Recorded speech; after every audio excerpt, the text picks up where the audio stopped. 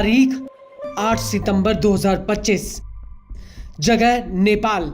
ये वो दिन था जब अचानक से नेपाल के अलग अलग हिस्सों में लाखों की संख्या में जेनजी यानी 1997 के बाद पैदा हुई पीढ़ी सड़कों पर उतर आई थी।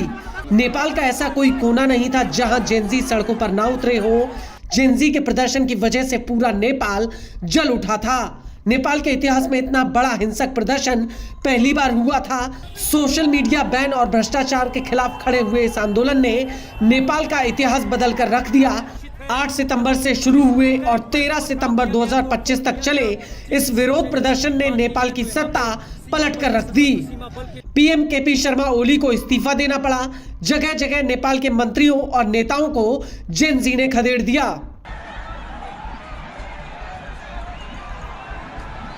हालांकि नेपाल के आंदोलन को भ्रष्टाचार और सोशल मीडिया बैन के खिलाफ जेनजी के रूप में देखा गया, लेकिन क्या हकीकत में जेनजी का ये प्रदर्शन भ्रष्टाचार के खिलाफ था?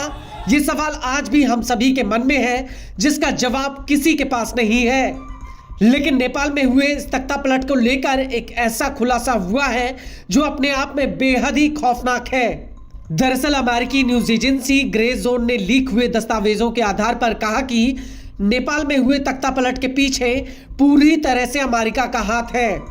ग्रे जोन का कहना है कि नेपाल में अमेरिका के समर्थन वाली एजेंसी ने जेनजी आंदोलन खड़ा किया और केपी शर्मा ओली की सरकार को उखाड़ फेंका।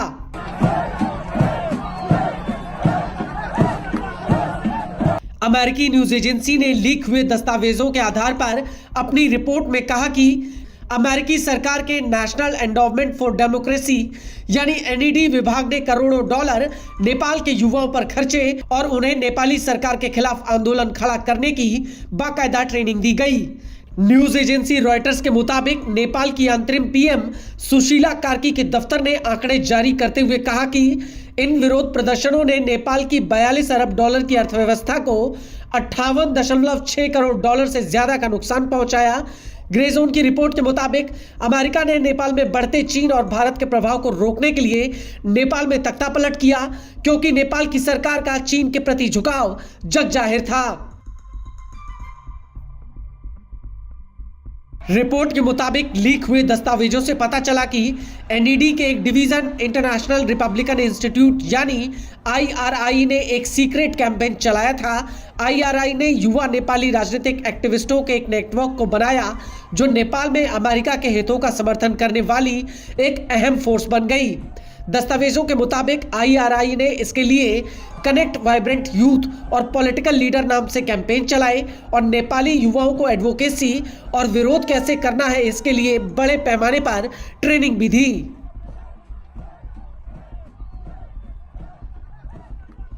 आपको बता दें कि अमेरिका की आईआरआई संस्था पर बांग्लादेश में भी गुप्त अभियान चलाने का आरोप है और बड़ी बात यह है कि अमेरिका में इसकी स्थापना साल 1983 में हुई थी, जो आधिकारिक रूप से अमेरिकी स्टेट डिपार्टमेंट की एक नॉन प्रॉफिट ऑर्गेनाइजेशन है, जिसे दुनिया भर में कथित रूप से लोकतांत्रिक प्रयासों को समर्थन देने के लिए पैसा दिया जाता है।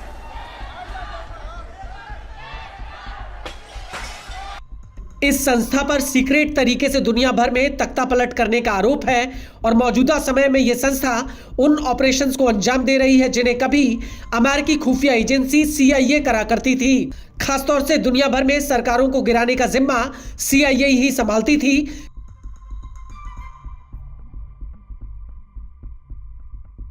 ग्रे जोन की रिपोर्ट के मुताबिक अमेरिका ने नेपाल में तख्तापलट की तैयारी अचानक से नहीं की, बल्कि जुलाई 2021 से लेकर जून 2022 तक नेपाल में यूथ लीडरशिप ट्रांसपेरेंट पॉलिसी नाम से एक प्रोग्राम चलाया गया, जिस पर 3.5 लाख अमेरिकी डॉलर खर्च किए गए।